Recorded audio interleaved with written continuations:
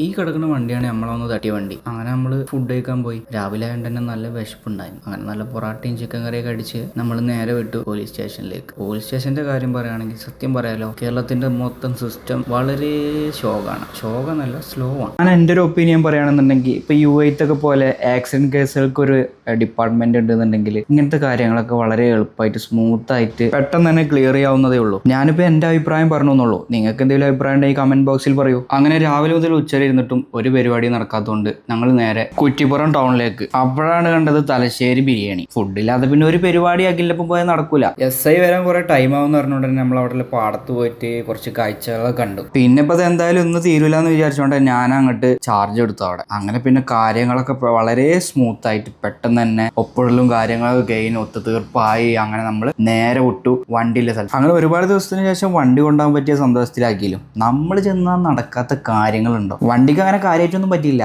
മോന്ത ഇടയ്ക്ക് കിട്ടിയ പോലെ ഒരു ഞെളുക്കുണ്ട് മോന്തക്ക്. പിന്നെ വണ്ടിക്ക് കൊട്ടോണ്ടരുടെ മുകളിൽ നിന്ന് ഒരു കുതിര സവാരി നടത്തി. അങ്ങനെ നമ്മൾ എടപ്പാള് റോയൽ എൻഫീൽഡിന്റെ ഷോറൂമിലെത്തി. ഇവിടെ വന്നപ്പോഴോ ഇവർക്കൊന്നും തിന്നാൻ കിട്ടില്ല എന്ന് തോന്നുന്നുണ്ട്. തേനീച്ച പൊത്തിയ പോലെ വണ്ടിമുക്ക് വന്ന് പൊത്തി. അങ്ങനെ ഒരു വണ്ടി കറക്കി ഇതാ കാണുന്ന ഷെഡ് കൊണ്ടുവച്ചു. ഈ ഷെഡ് ഉണ്ടാക്കിയിരുന്നത് വള്ളം നനയാനാണോ അതോ വണ്ടി മഴ കൊള്ളാതിരിക്കാനാണോ എന്നറിയില്ല. അങ്ങനെ നമ്മൾ കൊണ്ടുവന്ന് ഷീറ്റ് വെച്ചിട്ട് വണ്ടിന്റെ മുകളിലിട്ടു. അങ്ങനെ വണ്ടി എന്തൊക്കെ കംപ്ലൈന്റ് ഉണ്ടെന്ന് കാര്യങ്ങളൊക്കെ അവിടെ നിന്ന് ചോദിച്ചു പറഞ്ഞ് അങ്ങനെ മീറ്റർ അവിടെ കൊടുത്ത് നമ്മൾ അങ്ങനെ നേരെ ഇറങ്ങുന്ന സമയത്താണ് അഖില് നമുക്ക് വേറെ പുതിയ വണ്ടി എടുത്താലോ. വണ്ടിന്റെ വില കേട്ടതോടുകൂടി തന്നെ അഖില് പറഞ്ഞു ഇനി പിന്നെ ആവാന്നില്ല മൈൻഡിൽ ഞങ്ങൾ അവിടെ നിന്ന് തിരിച്ചു. അഖില് പറഞ്ഞു ഇവിടെ അടുത്തിന്റെ പെങ്ങളെ വീട് ഉണ്ട്, എന്നാ പിന്നെ അവിടെ കൂടി കയറിയിട്ട് പോവാന്ന് പറഞ്ഞു. അങ്ങനെ നമ്മൾ അവിടെ എത്തി. പക്കത്തുനിന്ന് വിളിപ്പിച്ചെണിച്ച കുട്ടീനോട് ഇങ്ങോട്ട് നോക്കടാ ആരെ വന്നിക്കണ്. എടുത്ത വൈക്ക് കുട്ടി മ്യാമനാണ് അത്ര മ്യാമൻ. മര്യാദക്കൊന്നും ഇറങ്ങാനും സമ്മതിക്കൂല. അങ്ങനെ അവിടെ നമ്മൾ നല്ല കട്ട്ലേറ്റും ചായ കുടിച്ചു. അപ്പത്തിന് ചെക്കൻ ഓണായി. ആൾക്ക് JCB ഭയങ്കര ഇഷ്ടമായി തോന്നുന്നു. അങ്ങനെ JCB കയറി ഇരുന്ന് എടുത്തിട്ടുള്ള ഫോട്ടോ ഒക്കെ നമ്മളെ കാണിച്ചെന്ന് ഗൈസ്. പിന്നീടാണ് മനസ്സിലായത് ഇവൻ നമ്മളെ പോലെ തന്നെ ഒരു വണ്ടിപ്രാന്തനാണ്. വീട്ടിലാണെങ്കിൽ ലോഡ് പോവാനുള്ള വണ്ടികള്, മാന്താൻ JCB,